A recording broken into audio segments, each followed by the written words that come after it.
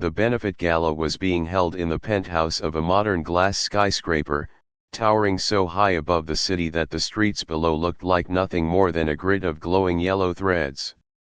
Inside, the air was cool and smelled faintly of expensive perfume and fresh lilies.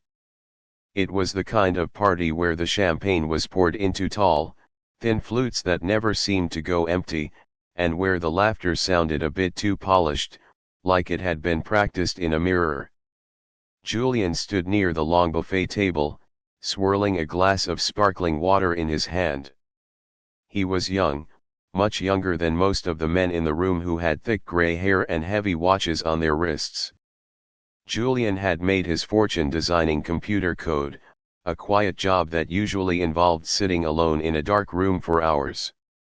He didn't really like parties. He didn't like the noise, and he didn't like the way people looked at him when they found out how much money he had made. They stopped looking at him like a person and started looking at him like a walking checkbook. He wore a dark suit that fit him perfectly, tailored to his shoulders, but he tugged at the collar anyway. He felt like he was wearing a costume. He checked his watch for the third time in 5 minutes, wondering how much longer he had to stay before he could politely leave and go back to his quiet life. Across the vast room, near a sleek marble pillar, stood Sophie. She looked very different from the people enjoying the party.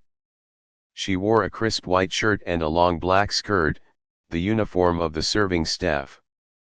Her hair was pulled back tight into a braid to keep it out of her face. She held a silver tray loaded with small, fancy crackers topped with cheese in one hand. Her arm was starting to ache from the weight of it, but she kept a polite smile fixed on her face. Sophie was a university student, and she had taken this job because the rent for her small apartment had gone up again. Every dollar she earned tonight was a dollar she could put toward her textbooks for the next semester. She moved through the crowd like a ghost, trying to be invisible. As she passed a group of women in bright dresses, she heard them talking about a trip to Italy, complaining that the hotel there didn't have the right kind of pillows. Sophie kept her head down. She focused on her shoes, which were sensible black flats meant for walking fast, not for dancing. She felt completely out of place here, surrounded by so much wealth that she couldn't even imagine having. However, despite her fatigue and the feeling that she didn't belong, Sophie's eyes kept drifting to the corner of the huge room. There, sitting alone on a small raised platform, was a grand piano. It was a magnificent instrument, black and shiny, reflecting the lights of the chandelier above. It was a Steinway, the kind of piano that costs as much as a house. It looked majestic, sitting there against the floor-to-ceiling glass window with the city lights twinkling behind it. For the last hour, Sophie had been watching it. No one had gone near it. It wasn't there for people to play, it was there just to look expensive, like a painting or a sculpture. It felt lonely to her. She knew that in her own life, music was something you had to fight for. She practiced on an old, upright piano at the community center down the street from her apartment. The keys there were yellowed with age, and some of them stuck when you pressed them down, making a clicking sound. But to Sophie, that old piano was a treasure. It was the place where she could go and forget about her rent, her exams, and her empty bank account. When she played, she felt free. She couldn't help herself. As the party noise grew louder, a mix of clinking glasses and loud voices, Sophie felt a pull toward the quiet corner. She drifted away from the buffet, ignoring the tray of crackers she was supposed to be offering.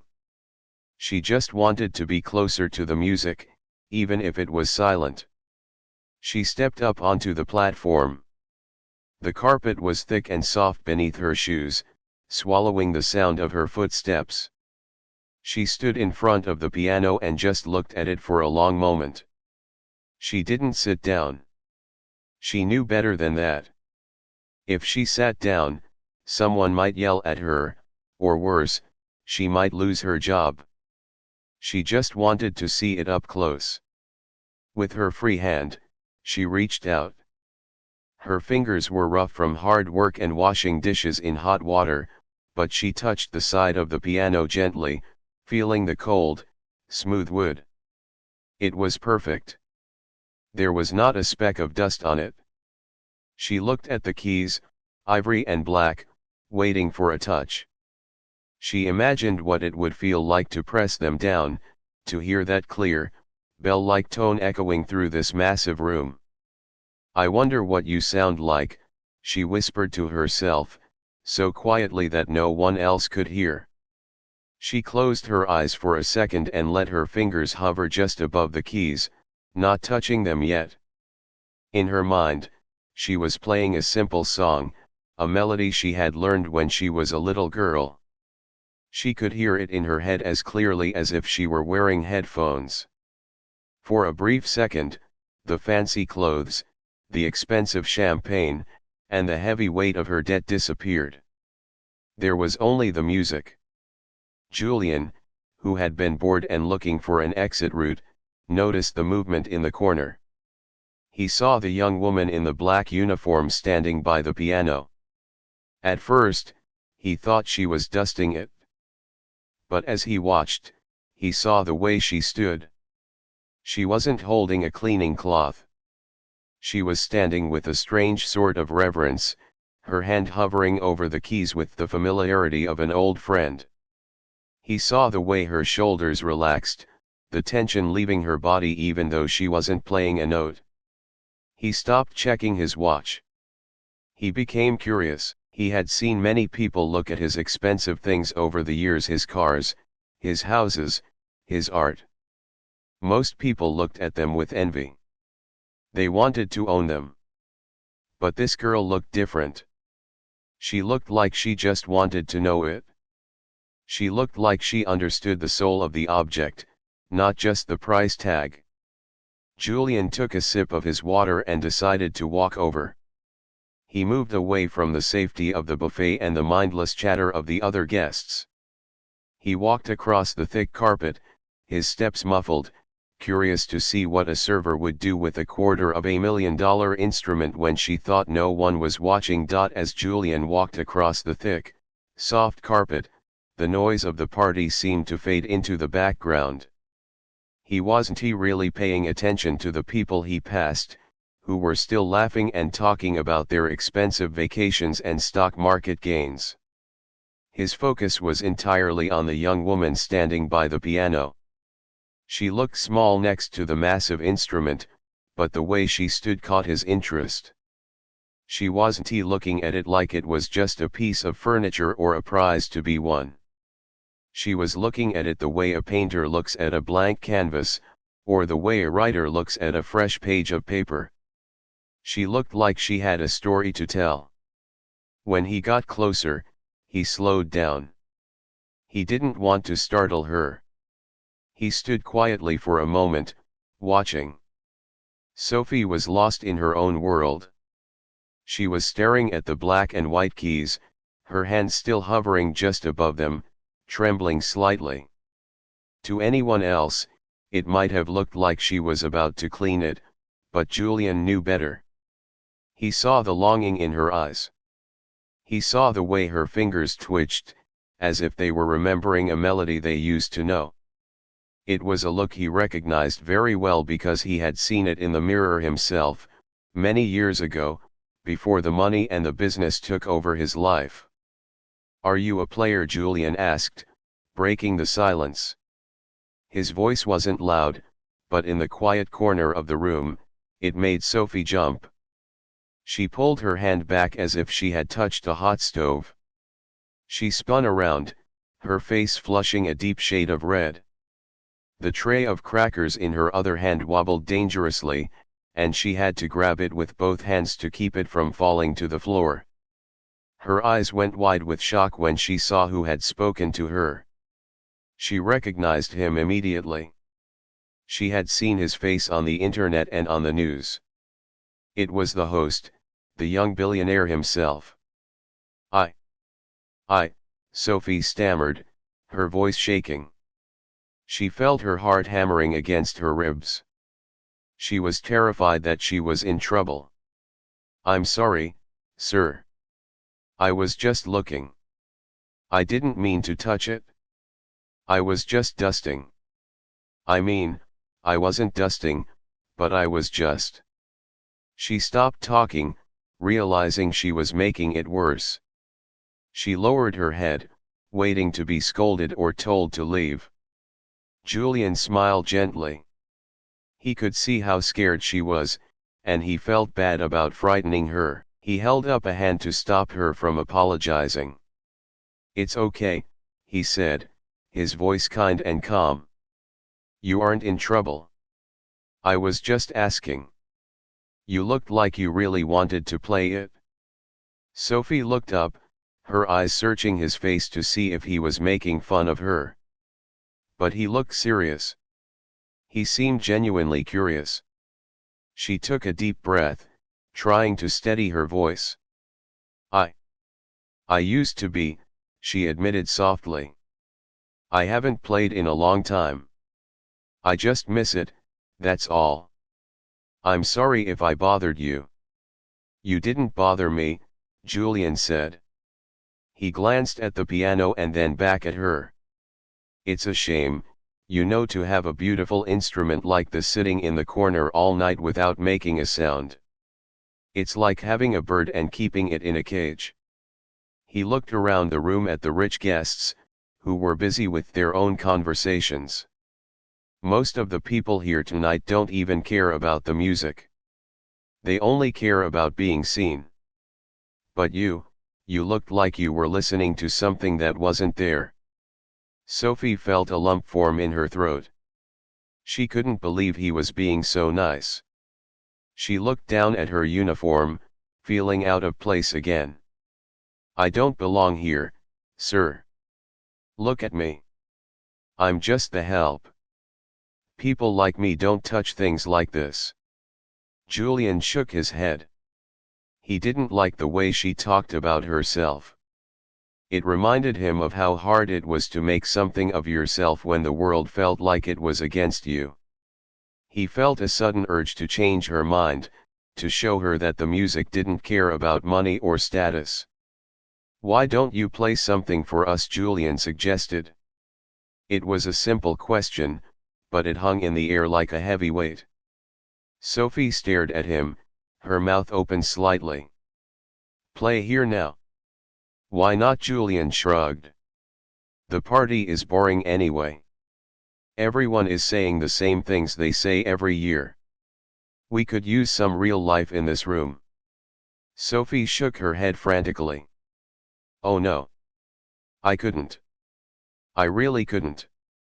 She took a step back, almost bumping into the marble pillar behind her.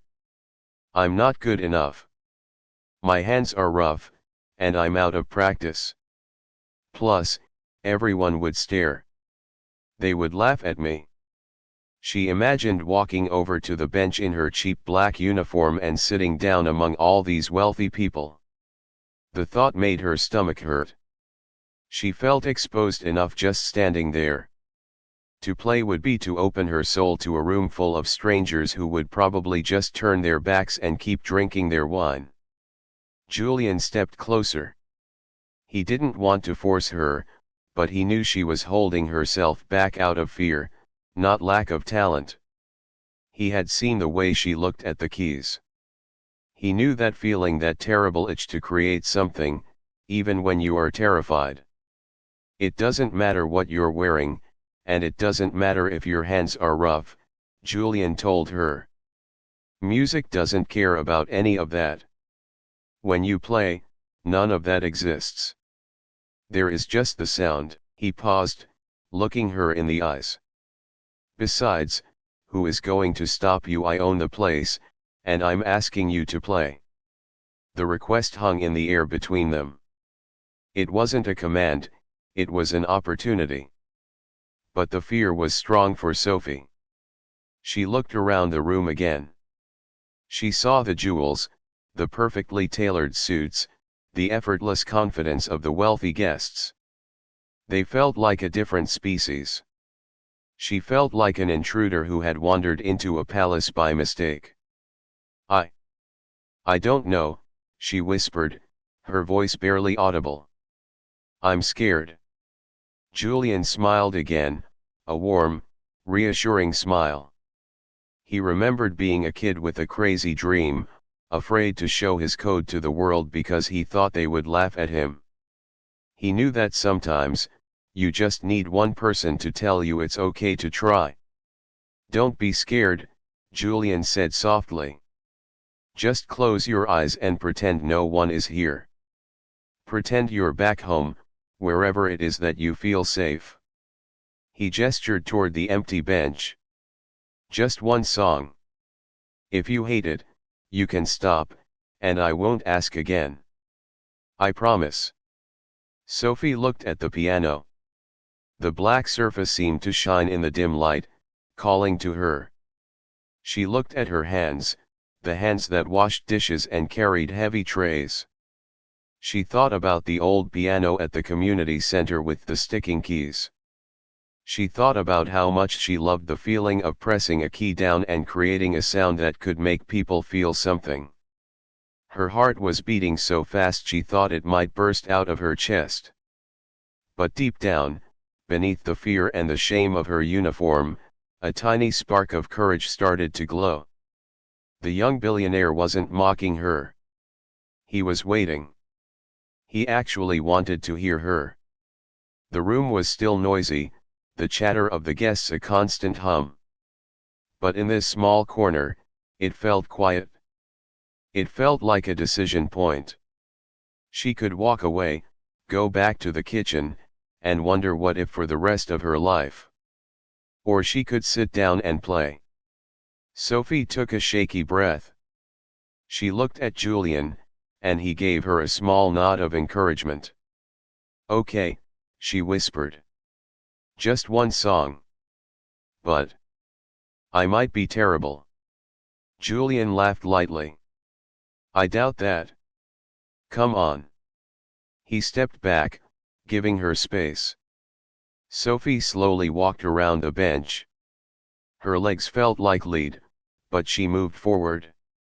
She stood in front of the piano, towering over the keys. This was it. There was no turning back now. Sophie stood frozen in front of the massive instrument for what felt like a small eternity. The bench looked inviting, covered in soft leather that probably cost more than her entire monthly rent, but to her, it felt like sitting on the edge of a cliff. Her hands were trembling so much that she had to clasp them together in front of her to hide the shaking. She was acutely aware of her surroundings, the smell of expensive perfume, the clinking of glass, and the low murmur of important conversations happening just a few feet away. She felt like an imposter. A girl who washed dishes for a living had no business sitting at a piano that belonged in a concert hall. Julian sensed her hesitation. He didn't rush her. He stood patiently, watching her struggle with the invisible wall she had built around herself. He realized that for her, this wasn't just about playing music. It was about crossing a line that society had drawn very clearly between the servers and the served. He knew he needed to do something to bridge that gap, to make her feel that she had the right to be there, not because he said so, but because the music invited her. With a sudden resolve, Julian turned away from her. He didn't say anything more to Sophie, afraid that more words might only scare her off or make her feel more pressured. Instead, he walked with a purposeful stride toward the small stage where a band was playing background jazz. The musicians were playing softly, blending into the scenery, but Julian wanted the canvas to be blank. He reached the DJ station, a young man wearing large headphones who was bobbing his head to the beat. Julian tapped him on the shoulder. The DJ looked up, startled to see the host of the party standing there, and immediately pulled off his headphones, looking ready for an order. Cut the music, Julian said, his voice firm but not rude. Kill the speakers. The DJ looked confused. He pointed to the crowded room. Right now, but the party is just getting started, Mr. Vane. Everyone is dancing. Trust me, Julian said, glancing back toward the corner where Sophie was still standing like a statue. Just cut it. Fade it out. Give me silence. The DJ shrugged and slowly turned a knob on his mixer. The smooth jazz bass line began to lower, the volume dropping until it was nothing more than a whisper, and then, silence. It wasn't an instant silence, but a spreading one. As the music died down, people stopped dancing. The couples on the floor looked around, confused. The chatter at the tables began to slow down as guests noticed the sudden lack of background noise. A hush fell over the room, rippling outward from the DJ booth like a wave. Julian used that moment to walk back to the center of the room, near the piano. He clapped his hands together once, a sharp sound that cut through the remaining whispers. He raised his hand, signaling for everyone's attention. The room went completely still. Hundreds of eyes turned to look at him. People stopped holding their drinks mid-air. Waiters froze in their tracks. Everyone was waiting to see why the host had stopped the party. "Excuse me everyone," Julian said, his voice projecting easily across the quiet room. He didn't use a microphone, but the acoustics were good enough that people could hear him. "I know you were enjoying the music, but I wanted to change the playlist for a moment." A few nervous laughs rippled through the crowd.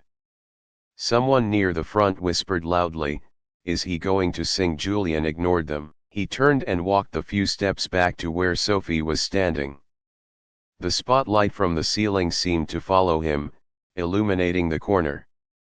Suddenly, Sophie was no longer hidden in the shadows. She was bathed in bright light, and she could feel every pair of eyes in the room shifting from Julian to her. She felt her face burn with embarrassment. She wanted the floor to open up and swallow her whole. She gripped the tray in her hand so hard her knuckles turned white, wishing she could disappear behind the potted plant. Julian reached the piano bench. He pulled it out, creating a clear space for someone to sit. Then, he turned to face Sophie. He saw the sheer panic in her eyes, but he also saw the talent she was hiding. He didn't touch her or force her to move. He simply gestured to the open seat with an open palm, like a gentleman inviting a queen to a throne. He looked at her with a look of absolute expectation, as if he knew something she didn't. "We have a very special guest with us tonight," Julian announced to the room, his voice filled with a warmth that made people lean in to listen. "She works incredibly hard to make sure we all have a nice time, but she has a gift that shouldn't be hidden in the kitchen." He turned his gaze back to Sophie, softening his voice so only she could hear the next part, though the room was straining to listen. "You belong here if you have something to say," he told her. "Please. Play for us." The challenge hung in the air. It wasn't a request for a servant to perform a trick, it was an invitation for an artist to share their soul. The room was silent, waiting. No one was laughing anymore. The atmosphere had shifted from shallow party noise to a state of eager anticipation. The rich guests looked at the girl in the black uniform with new curiosity. They realized that something unusual was happening. They were used to seeing hired entertainers, but this was different. Sophie looked at the empty bench. She looked at the keys, shining in the spotlight. Then she looked at Julian. He wasn't looking at the crowd, he was looking only at her. He believed in her. For some reason, this millionaire, this man who had everything, saw something in a tired student with calloused fingers. She realized she couldn't say no. Not because he was the boss, but because he had made space for her in a world that usually tried to make her invisible. If she walked away now, she would be confirming that she didn't matter. And she didn't want to believe that anymore. With her legs feeling like jelly, Sophie took a step forward. She put her tray down on a small side table with a clatter. She smoothed down her black skirt and took a deep, shaky breath. Then, she walked around the bench. The sound of her shoes clicking on the floor seemed deafening in the quiet room. She sat down on the bench. It was firm and comfortable. She adjusted her height, a habit from years of playing, and flexed her fingers. She placed her hands on the keys. They felt cool and smooth. The touch was heavy, much heavier than the old piano at the community center, but in a good way. It felt responsive. It felt ready. She closed her eyes. She blocked out the lights, the people, the expensive clothes, and the fear. She imagined she was back in her small apartment, with the windows open on a summer evening. She let her mind drift to a piece of music she knew by heart, a piece that was simple but full of emotion. She let her fingers find the starting notes. For a second, there was only silence. Then, Sophie took a breath and pressed down on the first chord. The sound that rang out was clear and deep, vibrating through the floor and through the bones of everyone in the room. It was a sound that demanded to be listened to. The sound that filled the room wasn't just a musical note, it was a physical presence that seemed to push against the walls of the penthouse.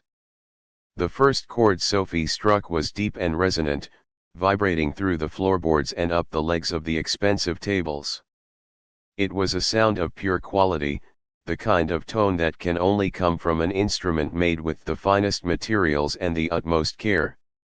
For a second, the entire room seemed to hold its breath, shocked by the sudden richness of the sound in the silence.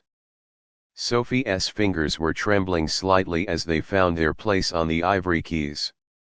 She started slowly, playing a simple melody line. It wasn't a fast, showy song meant to impress people with speed. It was a piece that told a story, a melody that felt like a conversation you would have with an old friend late at night. She chose a piece by Chopin, a nocturne that she had played 1,000 times on the battered piano at the community center. But on this Steinway, the song was completely transformed. The notes she usually had to fight to coax out of the sticking keys of the old instrument now flowed like water. The sound was clear, singing, and incredibly pure. At first, Sophie kept her eyes squeezed shut. She was too scared to look out at the crowd. She could feel the heat of the spotlight on her face, and she was terrified that if she opened her eyes, she would see people laughing or checking their phones. She played the opening bars with a careful precision, focusing entirely on hitting the right notes and not making a mistake. Her posture was stiff, her shoulders hunched forward protectively over the keys. She looked like a child bracing for a storm. But as the music continued, something began to change. The piano was so responsive to her touch that it felt like it was encouraging her. When she pressed a key gently, the piano whispered. When she put her weight into it, the piano sang out with a powerful voice. She started to relax. The stiffness in her shoulders began to melt away. She forgot about the expensive suit she was wearing, the uniform she was wearing, and she forgot about the tray of crackers she had left behind. She forgot that she was in a room full of millionaires. She started to listen to the music she was creating. It was beautiful. It was the most beautiful thing she had ever heard come out of an instrument she was playing. The melody swelled and dipped, moving through a range of emotions that felt very real to her. She thought about her life. She thought about the long nights studying for exams while worrying about money.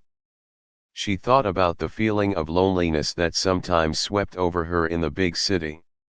She poured all of those feelings into the keys. The music became a way for her to express the things she couldn't say in words. In the audience, the change was electric. When the music started, people had been confused. They looked at each other with raised eyebrows, whispering behind their hands. They saw a girl in a servant's uniform and expected a clumsy performance, perhaps a simple nursery rhyme or a fumbled attempt at a classical piece. They were ready to politely clap and then go back to their drinks. But as the first phrase ended and the second began, the whispers stopped. The guests realized that this wasn't a joke. This wasn't a cute stunt. They were listening to someone who could really play.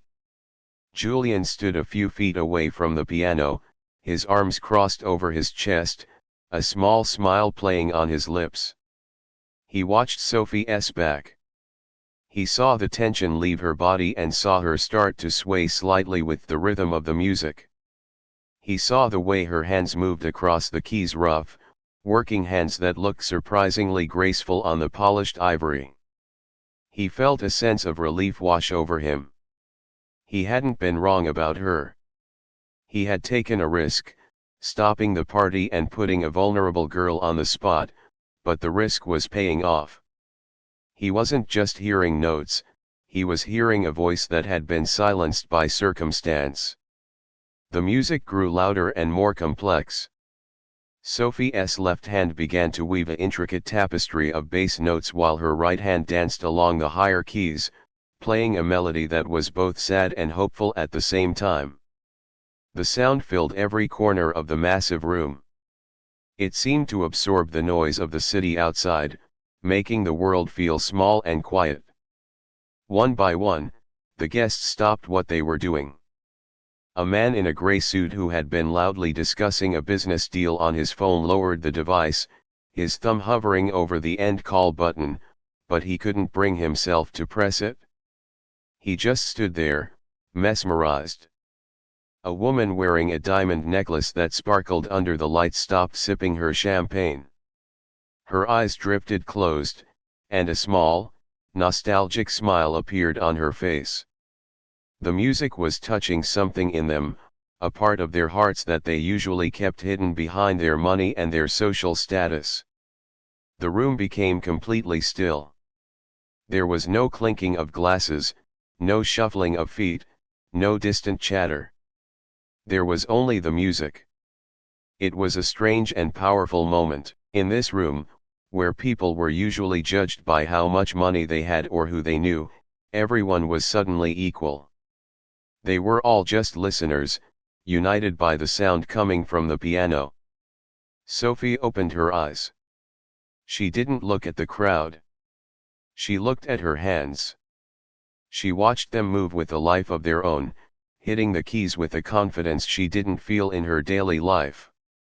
It was a surreal experience. She felt like she had stepped outside of her body. She wasn't Sophie the struggling student or Sophie the waitress anymore. She was a musician. She was an artist. And for these few minutes, she was the most important person in the room. She played a particularly difficult run of notes, her fingers flying up and down the keyboard. She didn't stumble once. The sound was cascading like a waterfall, fast and exhilarating. Then, just as quickly, the music slowed down again. She brought the tempo back to the slow, emotional rhythm of the beginning. She played the final chords with a deep, resonant power, letting them ring out into the silence. When the last note faded away, Sophie didn't move. She kept her hands resting on the keys, letting the vibration of the instrument hum against her fingertips. She was breathing hard, her chest rising and falling with the effort. She sat there for a long moment, staring at the music stand, afraid to turn around and face the room. The silence that followed was heavy, but it wasn't the same silence as before. Before, the silence had been full of judgment and expectation. Now, the silence was full of awe. It was a quiet respect for the beauty they had just witnessed. Sophie slowly pulled her hands back into her lap. The spell of the music was breaking, and the reality of where she was came rushing back in. She felt a sudden wave of panic. She stood up abruptly, the bench scraping loudly against the floor. She smoothed her skirt nervously and turned around to face the crowd, terrified of what she would see. She expected indifference. She expected people to be bored, or worse, annoyed that the party had been stopped. She expected to be ignored. But that is not what she found. As Sophie turned around, her eyes quickly scanned the room, expecting to see cold stares or people checking their watches to see how much of their time had been wasted. She thought the silence meant they were bored or confused.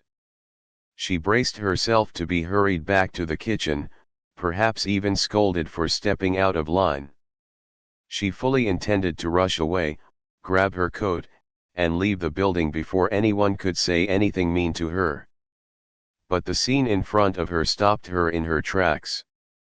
The room was not bored. The room was completely still. Hundreds of eyes were fixed on her, and they weren't looking at her with judgment. They were looking at her with a mixture of surprise and genuine respect. The atmosphere in the penthouse had changed completely. The air, which had previously been filled with shallow chatter and clinking glasses, now felt heavy and charged with emotion. It was as if Sophie had taken everyone in the room on a journey without them even realizing they were packing their bags. For a few seconds, nobody moved. It was as if they were all waking up from a dream. Then, Julian stepped forward. He looked at the guests, giving them a look that seemed to say, "Did you hear what I heard?" Slowly, he raised his hands and began to clap. His applause started off slow and rhythmic. It was confident and appreciative, not the polite, fast clapping people do when they just want a performance to be over. As his hands came together, the spell over the room broke. The man in the gray suit, who had been holding his phone, finally lowered it to his side and began to clap, nodding his head in admiration. The woman with the diamond necklace wiped a single tear from her eye with a lace handkerchief and joined in. Within moments, the entire room erupted in applause. It wasn't just a quiet ripple, it was a wave of sound that washed over Sophie. People were smiling.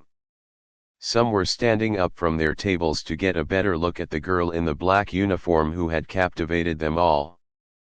A few people even cheered, shouting "Bravo!" in a way that usually only happened at fancy opera houses. Sophie stood there, frozen in the spotlight. Her face turned a deep shade of crimson, flushing hot with embarrassment and disbelief. She didn't know what to do with her hands. She wasn't used to praise. She was used to being invisible, to being the person who cleared the plates while others talked. To be the center of attention was overwhelming and terrifying. She gave a small, awkward curtsy, the kind she had seen in old movies, clutching her hands together in front of her chest. She wanted to run. The noise was loud, and the attention was too much. She felt exposed, like she had shown them a piece of her soul that she usually kept hidden away. She took a step back toward the service exit, her eyes searching for a way out. She just wanted to go back to her small apartment and hide under her covers. But before she could escape, Julian walked up to the small platform. The applause quieted down slightly as people leaned in to hear what he would say. He walked right up to Sophie and stood between her and the rest of the room. He didn't treat her like a servant or a curiosity. He looked at her as an equal, with a warmth and sincerity that caught her off guard. "Sophie," Julian said, using her name for the first time that night. He had to speak up because the room was still buzzing. "Thank you. That was extraordinary." Sophie looked up at him, her eyes wide. She shook her head slightly. I. I'm sorry I held up the party, she whispered. I should go. You aren't going anywhere, Julian said gently. He turned to address the room, but he kept one hand reassuringly near her shoulder, not touching her, just letting her know he was there. I want everyone to understand something, he announced, his voice clear and strong. We come to these events, we drink this expensive wine, and we talk about our investments. But tonight, the most valuable thing in this room wasn't a stock tip or a new business deal. It was that music. He looked back at Sophie. You didn't just play notes. You played with a feeling that money can't buy. I have heard the best pianists in the world play at corporate events, and they were technically perfect, but they were boring. You were real. You reminded us what music is actually supposed to feel like. A murmur of agreement rippled through the crowd. Heads nodded. The guests weren't just clapping to be polite anymore, they were agreeing with him. They felt it, too. The rawness of her performance had cut through the fake politeness of the evening and touched them. Sophie felt a lump form in her throat, threatening to choke her. She blinked rapidly, trying to hold back tears. She had spent so long feeling like she wasn't good enough, like she was just a background character in someone else's story. To hear the most powerful man in the room and all his wealthy friends validate her art was something she never thought would happen to her. I don't know what to say, she squeaked out. You don't have to say anything, Julian replied softly. Then he did something that surprised everyone. He reached into his jacket pocket and pulled out a simple business card. He didn't hand it to her like he was handing her a tip. He held it out with both hands, presenting it to her with respect. This is my personal number, he said. Not my office. My personal line. I don't give this to many people. I want you to call me next week. I know a lot of people in the music world, and I know that talent like yours shouldn't be hidden away washing dishes. Sophie stared at the white card with the raised black lettering. She hesitated for a moment, afraid this was some kind of joke, but the look in Julian's eyes was serious. Slowly, she reached out and took it. Her rough, work-worn fingers brushed against his smooth, manicured hand, but for the first time, she didn't feel a sense of inferiority. She felt a spark of hope. Thank you, she whispered, clutching the card tight. Thank you, Julian said. He stepped back and signaled to the DJ that he could start the music again. The upbeat jazz track started playing, filling the silence, but the vibe in the room was different now. It was lighter. It was happier. Sophie walked off the platform, her heart still racing.